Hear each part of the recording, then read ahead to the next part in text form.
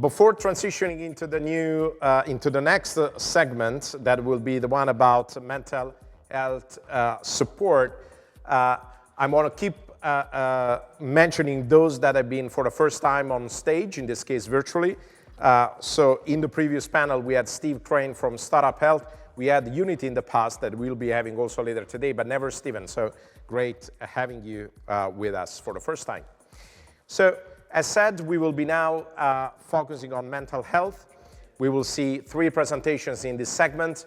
The session host, it's one of our senior partners at Healthware Group, focusing on digital health through the Healthware Labs vertical. So the virtual stage goes to you, Jerry. Hey, good evening, Roberto. There you go. Take it from here.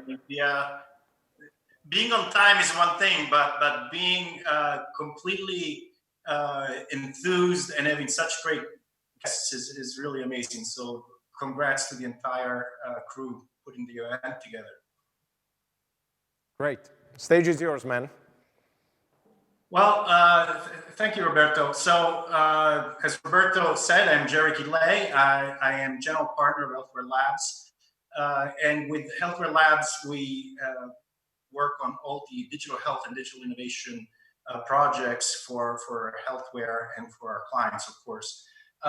There's one thing that we have been focusing on quite intently over the last year, pre-COVID, let's say, which is the really how digital technologies, especially the ones that are patient-facing, can be a little bit cold sometimes. And we've been really concentrating on a concept of empathy and how do we drive empathy using digital tools. I mean, it could seem like these two things don't go together. And after doing a bit of research and a little bit of experimenting, we really come to realize that this is actually eminently doable through a number of different techniques that they were calling empathy constructs.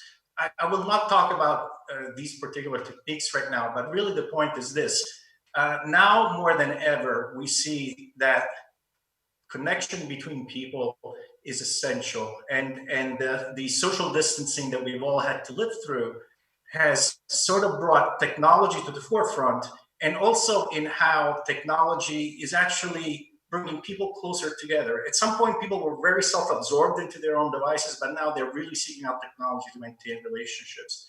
The flip side of the situation is really, and we've heard it several times throughout today, is the toll that this current situation is placing on people's lives. It's creating a lot of stress, not only for the frontline workers, of course, who are putting literally their lives on the line, but also for families, for children, for people that have had to essentially be separated from the rest of the world for weeks at a time. And some of the figures are a bit concerning, quite honestly.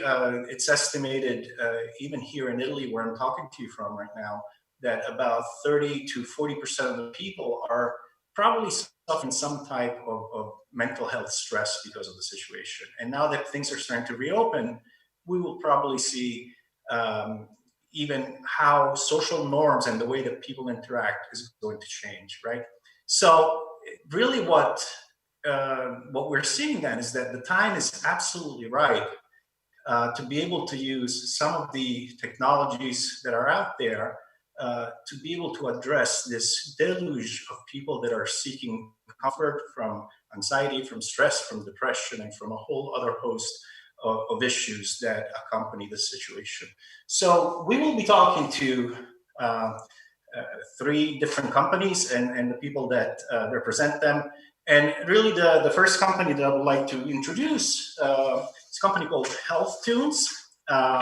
And Walter Verzola, he's a composer. He's a composer. Health Tunes actually works on the concept that music can actually have therapeutic impact. My past was in music composition, actually, so I really believe this. I will just leave you with one more thing, and we will let Walter start. You may not have heard of his name, but you've definitely heard probably his most popular composition. I will play it right now. It will only take 3 seconds, quite literally. Let's see if you hear it. Oh, and it's not playing. Okay, you missed it. I'll play it again. The inside logo is the work of Walter. Walter, please welcome and please tell us about Health Tunes. Thank you, Jerry, for introducing Health Tunes and myself. Last time I saw you, we met in Berlin and we talked about helping and helping communities and saving them. I don't know if you can hear me. Yes, I can. When we did, okay, wonderful. We also met in California at one point and continued our conversation shortly after that. And we did promise we would jam at some point together. So I actually did have my guitar here today, but we won't be able to do that. But do tell us about Health Tunes and how it's going to be helping during this COVID emergency. Yeah, and that's why I have Brian Eno's Music for Airports. It's controversial in the background playing to soothe and calm us a little bit and to come with new modalities. I'm sharing my screen. I hope you can see the screen now, the presentation. And so Health Tunes COVID iOS, it's a streaming digital pharmacy prescribing music medicine. And the world is waiting for one thing, and one thing only, it seems. That is the vaccine. It might take a little bit more time. We heard a lot about this. And we are aware that there is much more we might add to this. We need to pair with psychological and physiological support. And this is where new modalities come in, and not just health tunes, music helping us in this tragedy. And I don't know if you can see my screen share, my presentation, or is that? Yeah, yes, we can. Okay, perfect. Then here's this incredible variant of treating people. In a little small Texan hospital, found out a way how to personalize the doctors. And so instead of seeing a blue alien talking to you through muffled masks, they put the likeness, the pictures onto them and have highest success with this little simple treatment, so to say. So those patients which are suffering and mentally often not right here in big fear state, and talking suddenly to people, to human beings, and have high success rates. We have three major groups right now in this crisis, and organized also by Stressors. The first group is the group which contracted the virus and is in active treatment in hospitals. Their immune system is weakened. They have anxiety, isolation, sensory deprivation. The second demographic are the loved ones with having a loved one with the virus in the hospital. Their immune system, of course, is weakened as well. They have anxiety, stress, and on top of it, fear of loss, probably even grief and uncertainty. In that group, we have also the caregivers. And then there's the rest of the world. They have uncertainty on top of it and the big unknown. And we see from the left to the right, there's an increase from physical level to emotional level. And at this point, we want to know, then I think we've heard it before, but I really need to stress this. Anxiety medication intake has gone up 34% over the last couple of weeks. And the digital mental and behavioral health solutions have increased dramatically. There's a big need for those. And especially under the caregivers. Caregivers try to stay strong and often don't admit what they need. They're trained to help the others, not so much themselves. And we want to really reach out to them. And Dennis Charney, Mount Sinai President of Academic Affairs, said 25 to 40%, so 25 to 40% of first responders and healthcare workers in the US will experience some form of PTSD. And that's an alarming number. So how can we get to resilience? How can we strengthen the immune system? In the first group, we want to strengthen the physiology. We want to get to vagatonic state and activate sensory experiences. In the second group, of course, strengthen physiology, the mind, induce self-care, self-talk, connect with the patient. And it is quite important for a patient to have strong friends, strong family members, and not talk fearful over the iPhone, the only contact you might have. Same with the caregivers, how they interact with their patients and their families in those times. The rest of the world better does physical and mental workout and increase their strength as much as possible.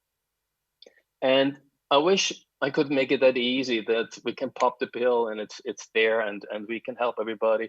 But music seems to be on that way. We are used to the impact of music. We know about them. We trust that.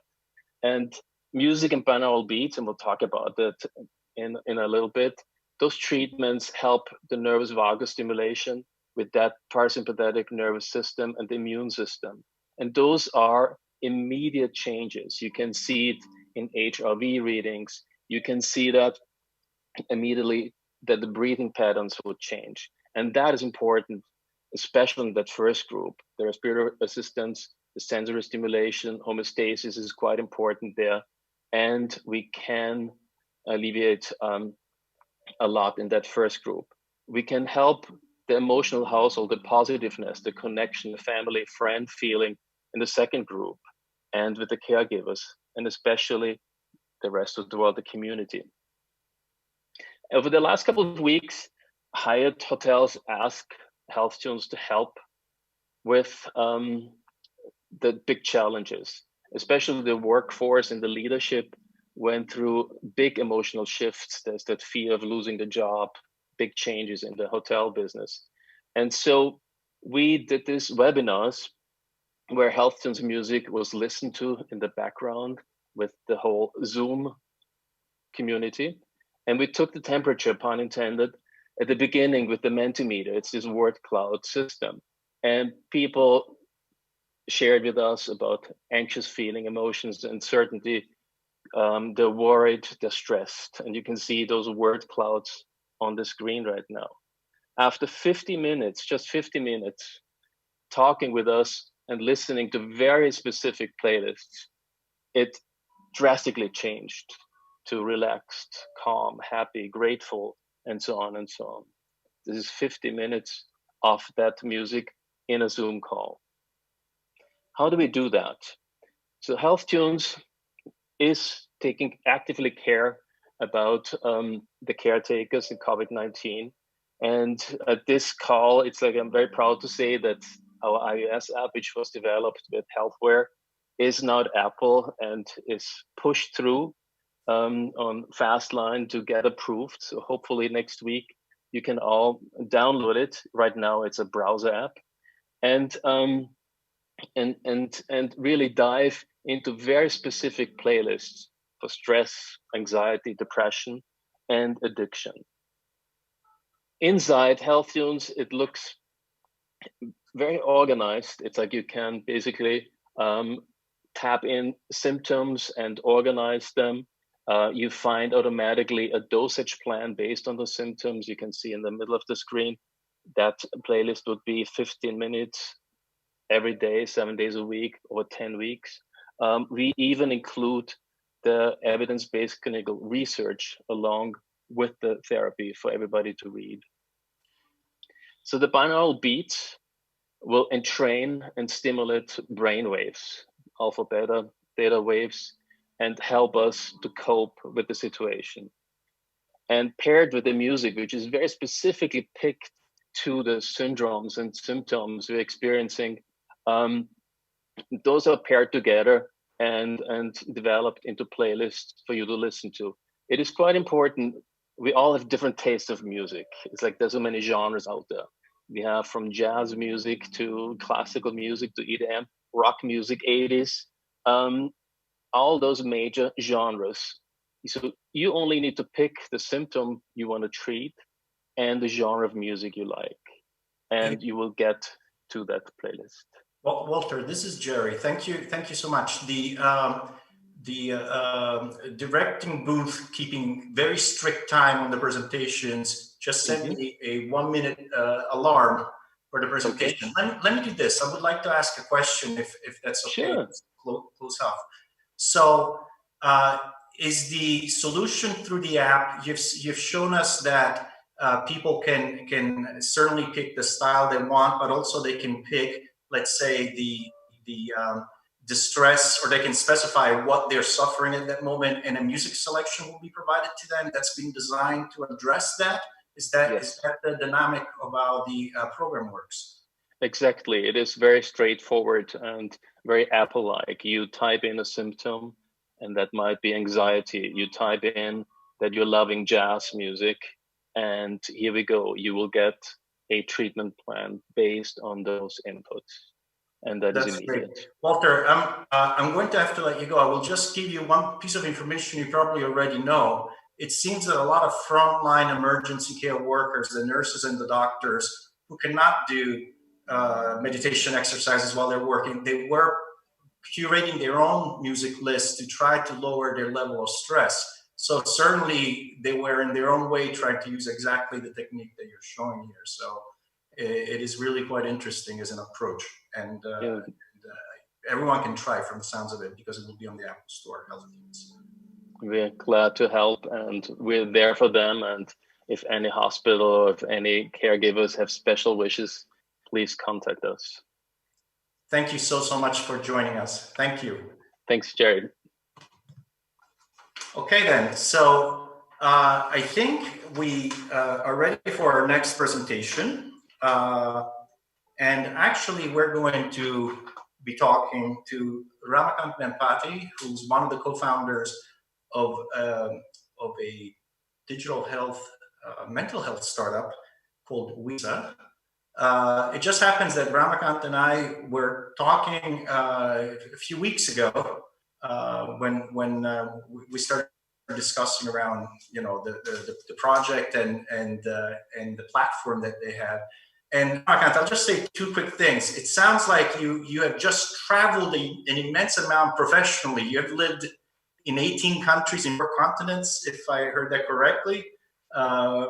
You've been involved in development projects for companies that work with the UN, so definitely a humanitarian approach.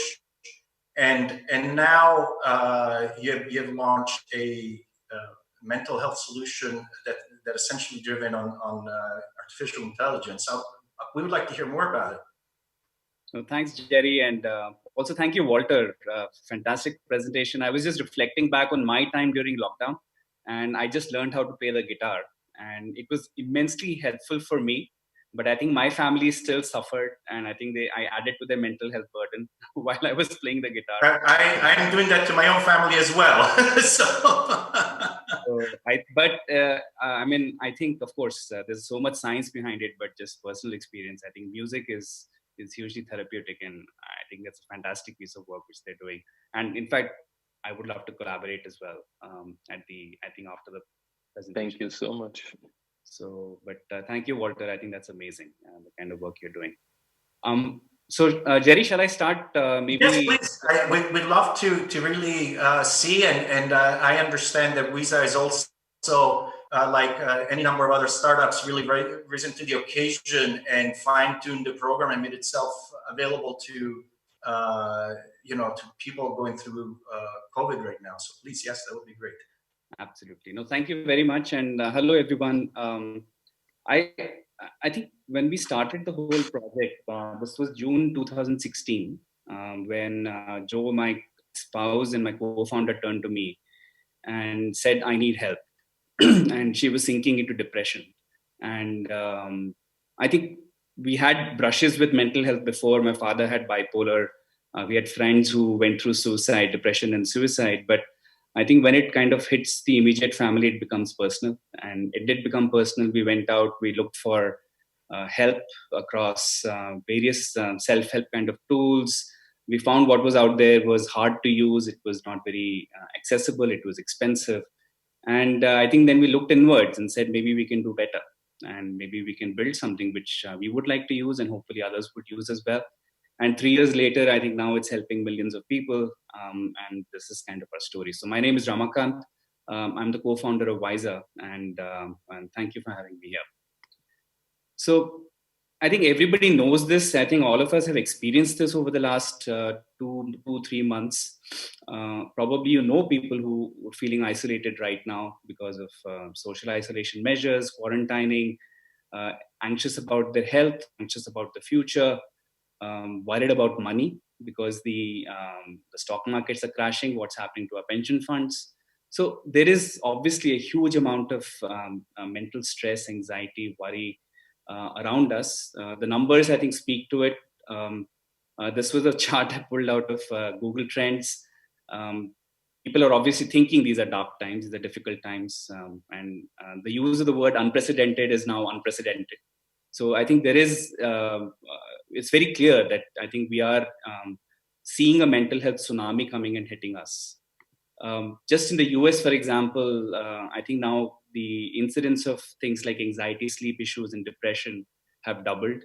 In Canada, it has gone up 4 times. I think from high to moderate anxiety, moderate to high anxiety has gone up from 5% to 20%. In the US, I think 25 million people were diagnosed with anxiety in the month of March out of a population of 70 million. So again, very, very high incidence levels. I think these numbers are not going to go away. And these will, we have a collaboration with Cincinnati Children's Hospital in the US. They serve 1.5 million patients. I think they're the largest young adult and children's hospital system in the US. And their internal estimates say that even right now, for example, 40% of the demand is not being met. If you look at these lines here, you have the green line the blue line is what they're currently meeting in terms of demand. The green line is what you see is unmet demand right now. And the red line is what they think is going to happen in the future. So the unmet demand here is going to nearly double. What that means in terms of a health system perspective is that the need for, at least if you go as business as usual, the need for number of people in terms of trained, expensive, scarce staff is also going to double, which you just cannot do as a health system, as an insurer, as a provider. It's just not possible. So I think it's becoming more and more obvious that everybody needs a digital mental health strategy, and it's urgent as well as critical. You can't now get away without doing it, and business as usual is not going to work. So I think that is setting the case for what we do.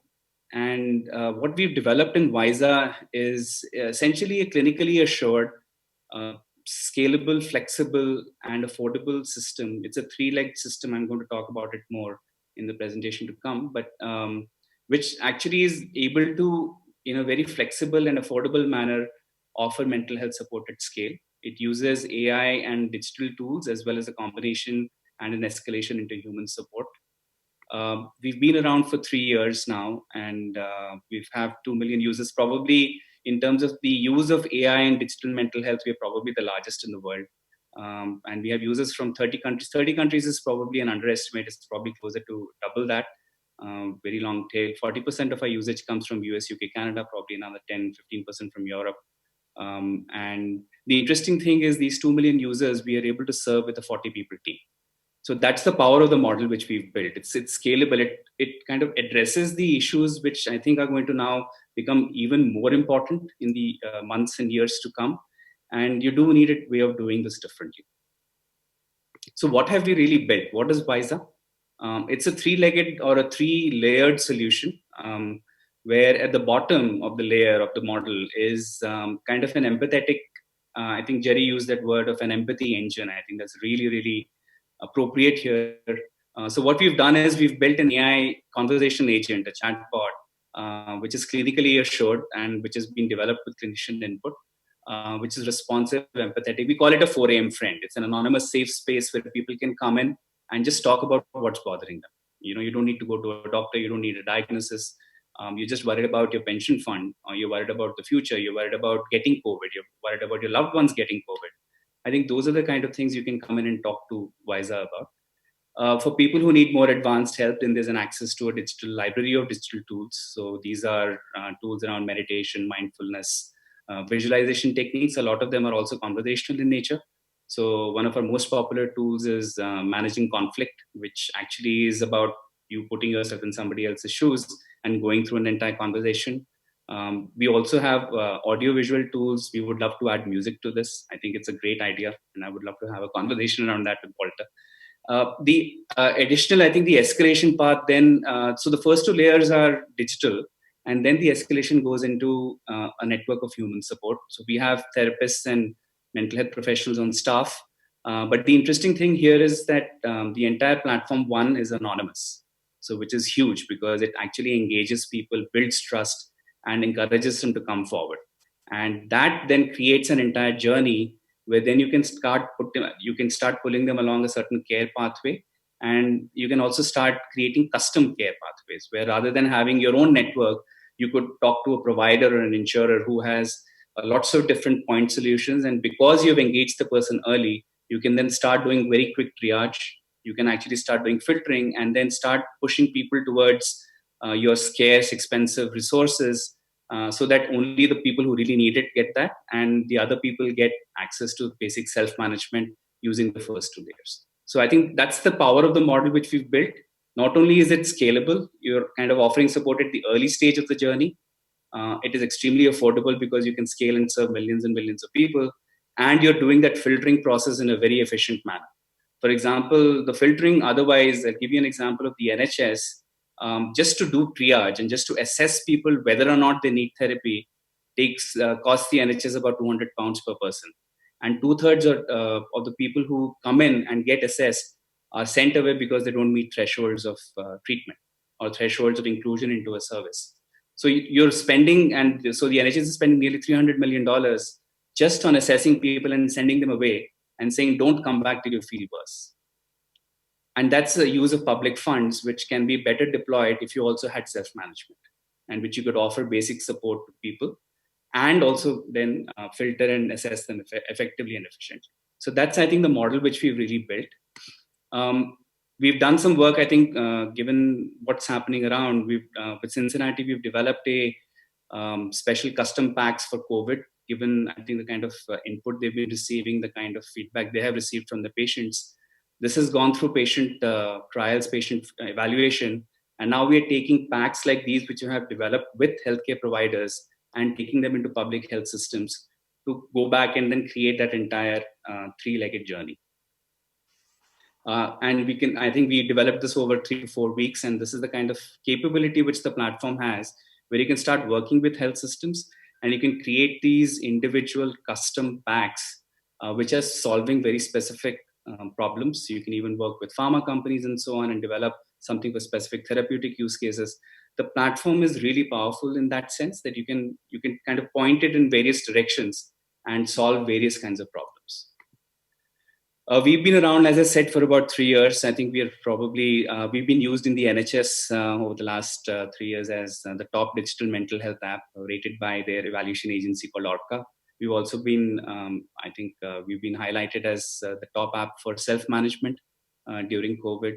Google's highlight has featured us on World Mental Health Day 2 years in a row, 2018 and 2019, part of Google Launchpad. We were one of the first few, I think probably 2 companies in this space who published peer-reviewed results on efficacy around self-assessment of depression, how usage of Wiser reduces depression symptoms over a 4-week period. And we just heard back from, I think, UK's innovation funding agency, Innovate UK, on they've just released a grant and awarded us a grant for using AI to address young adult mental health. So this is hot off the press, just happened last week. The embargo got lifted, so I'm allowed to talk about it now. I think the product has had 100 plus million conversations. We've raised about 3.3 million already, and we plan to raise a Series A. Most of our usage and I think traction has come in B2C so far. We've been very lucky that users have adopted us and loved us. But over time, what's also happening is we're creating these partnerships with hospitals, insurers, employers for public health. And because people are waking up to the idea that the old way of doing is not enough.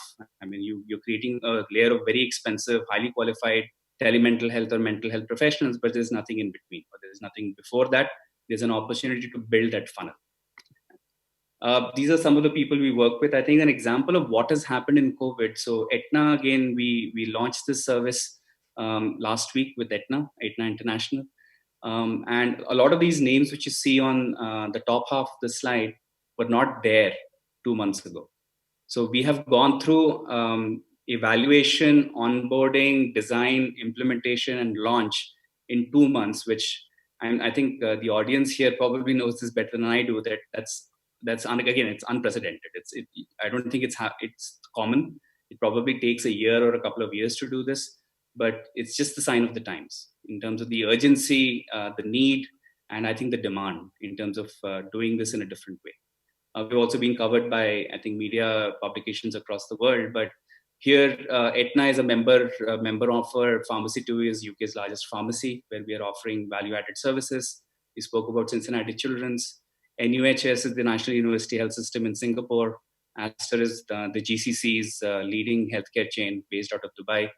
We serve Accenture as a client, and CX is Asia's largest benefits manager. Ramakant, please talk about the team. Go ahead. So I'm actually nearly done, Jerry. So this is the second last slide. It's a very strong multifunctional team. That's my co-founder, I think, and probably the soul of the company, the reason why we are doing what we're doing. It originally started as solving a problem which she was going through and I was going through, I think, secondhand. But now we are lucky that it's grown to the scale it has. That's me, and I have a business background. Emma is a clinical lead. She works with the NHS, and she was the person who discovered Visa, and I think has helped us create a footprint across the NHS. And then we have a strong partnerships and technology team.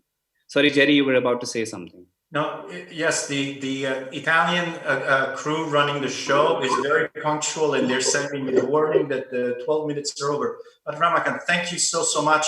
And thank you especially just to let everyone know you're talking to us in India. So for you right now, it's 1:30 in the morning. So we really appreciate you being here with us.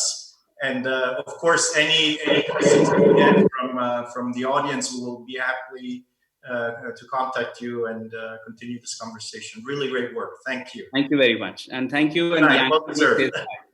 Bye. Bye. Bye.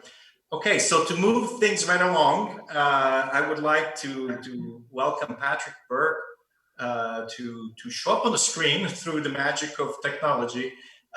Patrick today is with Happify, which some of you may have heard. It's a company based in New York City. Patrick does live in Chicago with his wife and 2 older kids. Patrick actually has a long career prior to Happify, where right now you're director of head of healthcare, right? And you worked in health innovation before for retiree health. Jerry, will keep it. Oh. Yes, Jerry, I did. Oh, okay. I hear you now. I heard someone. Patrick, for the interest of time, first of all, welcome. Thank you for accepting the invitation. We would love to hear the work that you're doing for Happify. And thank you for having us. And let me just pull up and let me know, Jerry, that you can see my screen. Yes, I can. If you can go to full, yes, perfect.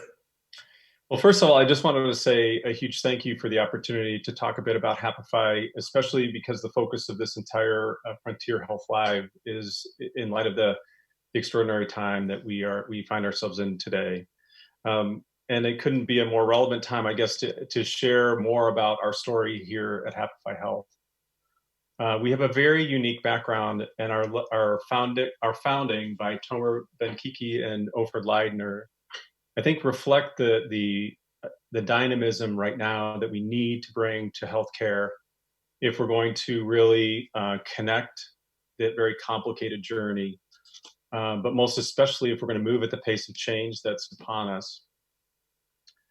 And so just a short bit about Happify, that I'd like to kind of share a bit about our experience for both our B2B customers, but as well as consumers and the users that we serve across the world. And then I'll make sure that we talk a bit about the impact of our business, as you've asked, just on what's happening in light of the global pandemic. But if we take a look at this complicated time, the bringing together of scientists, researchers, healthcare clinicians, digital and gaming experts, all of us have a passion in this space to improve the mental health and well-being of individuals around the world. And Tomer and Ofer, upon founding of Happify a little over 8 years ago, they're successful casual gaming executives. So they weren't coming to healthcare from healthcare. They had built a very successful company that had to the tune of about 60 million unique users a month. They understood the science of engagement, and it's the thing that we struggle so much with in the rest of healthcare. And so they, over time, have just built a team that comes together. And what you see on the screen here is essentially our business model. We started out at the deep direct consumer expertise and roots, serving over 4 million users, available D2C. All of that great work has been the foundation of what we brought to the following 2 markets. Happify Health Solutions, which is the business segment that I lead, serves large self-insured employers globally, as well as health insurance plans. And essentially, it's bringing this to larger and larger populations of individuals to support their mental health needs. And today we cover about 12 million lives. We also, just in Q4 of last year, announced a very exciting part of our strategy, and that is in the broader digital therapeutics, where together with Sanofi, we will be treating people who suffer from multiple sclerosis. And so we will be treating the full continuum from employees and health plan members all the way through patients and service to healthcare providers and pharma. Everything that we do is highly science and evidence-based. So we have an entire team as well here that is, we call our Happify Labs team, so that everything that we do is both clinically effective, and we continue to study and measure with leading universities. So what I'd like to do is maybe highlight a bit about what we bring. And I think you'll see here that our mission has always been really related to helping people with anxiety and depression. We serve, whether it's an employer or a health plan, their full population needs. What you see on the left-hand side prior to the COVID pandemic was the average number of people within the population who will seek help and those who will not, who remain untreated. And I think, as has been the narrative throughout this session so far, is stigma, access, and cost have historically been the greatest barrier. But in light of this unprecedented time, I think the number of people who are unaware of their dealing with chronic stress, for example, we know that's at an all-time high in terms of people who are growing in their awareness. So what we do at Happify is help get beneath the surface of and address the needs that people have in the following ways: in highly personalized programs that are backed by gold standard clinical evidence. We have 8 different behavior change modalities, from cognitive behavioral therapy through mindfulness and positive psychology. We pull everything through that consumer lens, so everything is A/B tested before brought to any of our B2B clients and customers, largely leveraging the behavior change to get at the root cause of helping support people for sustained help. The other thing that we will touch on today is how we're helping organizations in our way connect elements of the ecosystem related to behavioral health to make it simpler and easier for people to access the care that they need. In just a moment, to touch on, we serve a broad spectrum from employers, 3 out of the 5 largest tech brands today, the majority of the national health insurance plans in the United States, and even large financial institution here in the US. And so we're very excited to continue, and we've seen 80% increase in demand for our work in light of what's happened since the spring. I'm not going to really reinforce what I know has already been covered, but at this unprecedented time, I think the commitment that we have to self-care, I think in terms of the disruptive nature of what's happening, of people not being able to access care, go to see people in person. We hear a lot about telehealth. Well, at Happify, what we're doing is helping people understand, where does self-care fit within that? It's not just remote access to online care, but where does self-care fit in? As I mentioned a moment ago, the amount of inbound demand for help has been an extraordinary time. our enterprise customers are really asking for things in the following areas, from how do I find trusted support? There is an influx of information that is being thrown at large employers around the world about something to meet the immediate need. And the struggle for balance is what we're hearing over and over. How do I make a choice today that's going to meet the need today, but knowing that the mental health crisis that's coming is going to be a sustained need, that we have to be putting things in place, is what they're telling my team and I. So a moment about evidence-based. Many things that happen in the market are really inspired by bodies of research and behavioral health, whether it's cognitive behavioral therapy as an example. At Happify, we set a very high standard because we've selected 8 evidence-based change disciplines I mentioned. And we work with over 40 scientists and clinicians around the world to essentially create the largest catalog of digital support and interventions that we provide our B2B customers.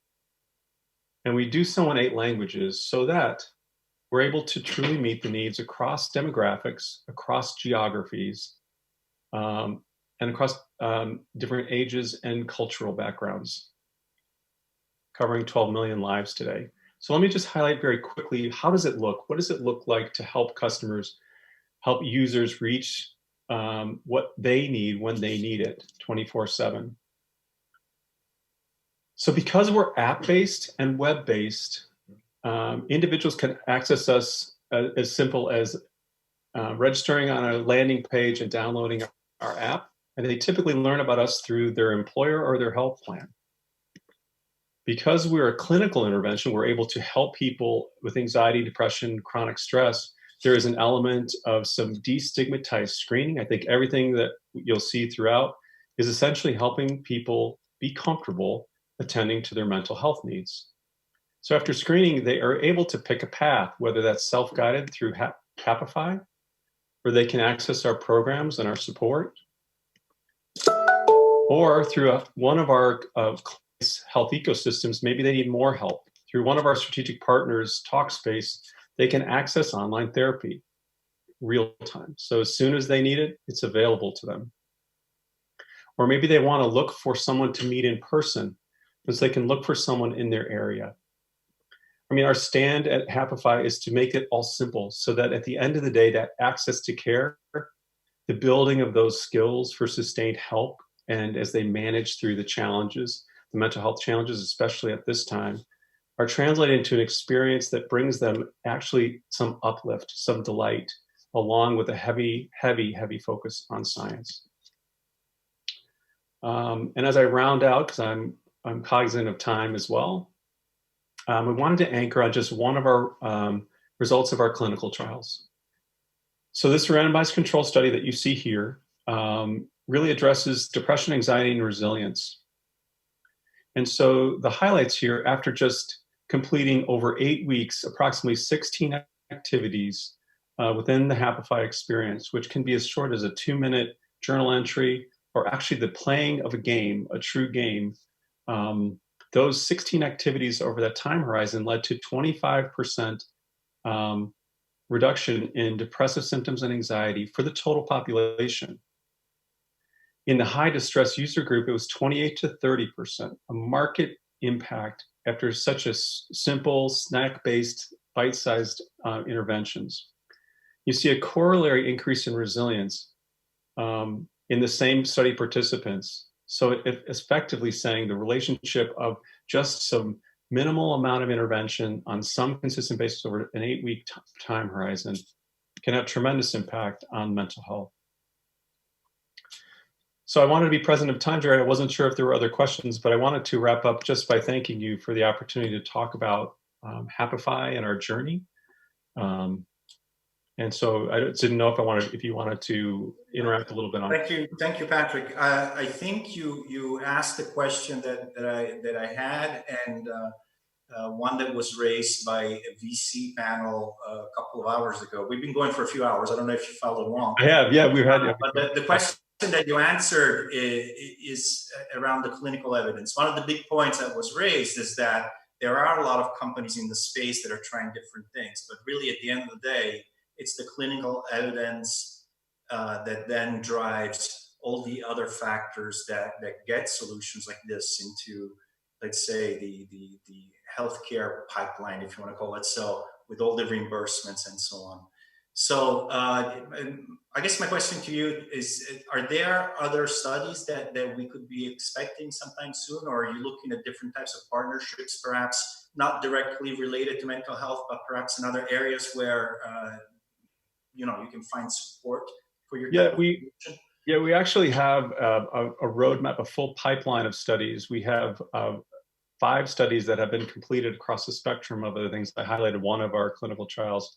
But much of the body of research that's upon us now is this whole idea of the efficacy of this technology to support mental health needs. And so that's the entire focus of our company. So our studies now are even turning our attention to the effects of our intervention alongside multiple sclerosis, those who have physical conditions, because the comorbidity of anxiety and depression with those chronic conditions is hand in hand. So. Right. Our research is heavily focused there, as well as continue to look at those other modalities, like how does our work and our work in combination with mindfulness and positive psychology, that combination of things, impact mental health. And just one tricky question, because this could become sort of like almost like holy wars between different fields of medicine. So do you have things that tie into psychiatry through your solution, not just psychology and cognitive behavioral therapy type of things? Is there some type of area? I'm just asking, you may not, or may, or. And when you say tie in what way? To connect to psychiatry, or? Yes, so perhaps because some of the initial symptoms could be symptoms that perhaps are not within the realm of psychology to really be able to help. So I'm just wondering how your solution may be able to triage or refer or identify some of these more difficult conditions, perhaps. So as I stepped through the panel of our Happify experience, there was this moment of like assessing and screening. That moment is our triage. We call that Happify Connect. Mm-hmm. And so we sit with our clients to make sure parameter-wise we can establish the rules. So upon certain conditions, since our screener is essentially tied to the PHQ-9, and that assesses for depression, for example, sure, that we can make sure that we're referring, we can real-time refer them to a psychologist or a therapist in their area. So we have that mechanism as a self-care platform. We want to be able to facilitate them accessing that care. While we don't provide the psychiatry services, that treatment, we do connect them to that care. That's great. Patrick, thank you so much for making the time available. It was great to find out more about Happify. And again, we hope that we will see you at the live version of Frontiers, hopefully in November in Berlin. So yes, we'll keep watching, and thank you for having us. Thank you. Much. All right. Well, I think Patrick raised a very interesting and important point. Mental health is not just the realm of mental health by itself, but a lot of conditions in other areas do have a mental health burden that needs to be addressed. So in a truly holistic approach to care, in oncology and any other areas, these are the types of solutions that can really help patients along. So anyway, I would like to bring the program back on track, and I would ask Roberto Shone if he's there to come back on stage and take over. Thank you. I am. Thank you, Jerry. Thank you for leading this segment. And since you are still there connected to the virtual stage, tell us real quick how Healthware Labs is taking on this crisis as clearly an opportunity to pilot new things and scale up new solutions or solutions that have been validated before. And of course, without saying anything that is confidential to projects, but I'm interested to understand how you and your team are really navigating through this unique moment, probably in this history of innovation as it comes to digital health. Yeah, well, Roberto, it's interesting because I think we heard it a few times throughout the event, how COVID has become an accelerator for things that were already in place. So really for the last year or so, there are a number of projects that our labs has been conducting where around therapeutic areas, but where the mental health component, even of areas that are not directly tied to mental health, comes up as a very strong need for patient support. So already two of the projects had some elements that were going into a so-called proof of concept stage where some decisions were being made as far as what to test. And then COVID came along. And then, for instance, in oncology, we've seen issues where patients haven't been able to go to their treatments, or worse yet, patients that have not been able to get diagnosed. And you know, a delayed diagnosis actually is a worse prognosis and worse outcomes, right?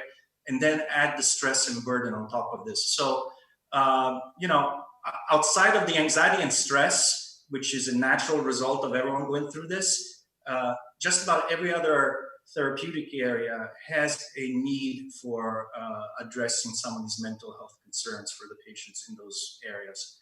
And I think the time is right. And as far as the work that we're doing, we're seeing that what started as just proof of concept to see whether the hypothesis would work are being accelerated into being actual services to launch and to provide to doctors, physicians, and their patients. So in a way, this is positive, certainly not the way we would have wanted it, but I think this is the opportunity to really make some drastic changes in the way healthcare is provisioned and delivered around the world. Yeah, and thank you. So in less than a minute, literally less than a minute, through our division at Ultra Labs, there's a lot going on in the area of digital therapeutics that we have been into since the early days. So of course, digital therapeutics will play a big role moving forward. So just 1 minute, can you articulate a little bit our involvement in DTX when it comes to the design and build side? Sure, absolutely. So, we have two very strong opinions in general for the work we do around innovation. One, we really try very, very hard to steer the focus towards patient centricity, and how do solutions help the patients, not so much the brand or business problem. But then once we have identified these things, we turn around and see, okay, how do these things tie to the therapeutic process, the products, and in the end, how can we create clinical validity, clinical validation for some of these things that we're doing? We really want to drive outcomes, and then really we evaluate all the different ways that these things could translate into an application for a label. We had many different opportunities in different markets, Germany being especially the most interesting market in Europe right now, for how they're going to be validating digital health solutions. Of course, we're seeing the FDA taking really some huge leaps in the last few weeks to accelerate and lower barriers to bring these solutions to market. So I think this is really the right time, and this is what we do. And we love these kind of projects, and it's literally never dull moment. Very, very exciting time and very exciting area to be working in. So. Great, thank you so much. And we'll see you soon. Thank you. Thank you, Roberto.